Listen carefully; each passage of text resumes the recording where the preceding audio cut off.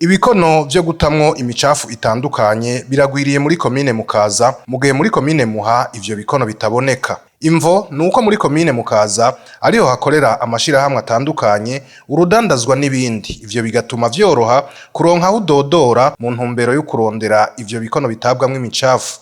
Bivugwa na musitanteri wa komine Muha, Ndayisenga Devote. Komine Muha na komine Mukaza hariho ubutandukane. Ubwo butandukane buhari, komine Mukaza iri mu gisagara ca Bujumbura, hanyuma muri ico gisagara ca Bujumbura hakaba hakorerwa imirimo myinshi, amabanke yose nihakorera, abantu benshi usanga bikorera n'utwabo usanga bakorera muri ico gisagara, ku buryo abadandaji bose bari mu gisagara ca Bujumbura. Ariko ino muri komine Muha novuga ko ari komine y'uburaro, n'uburaro bw'abenegihugu, ntavyo bahadandariza.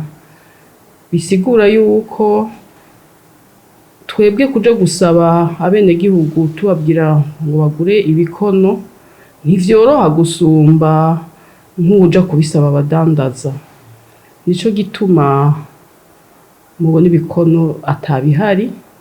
Hagati aho twokwibuka yuko komine zitatu zo muri meri atabwigenge dufise, ni ukuvuga nta buryo bw'amahera dufise tujera kugira ngo dushobore kuvyikorera.